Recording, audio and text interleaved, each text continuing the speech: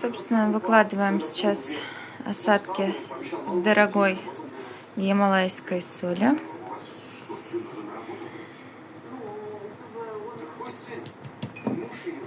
Немножко делаем вот так. И смотрим. Мальчики и девочки. Это еще не все.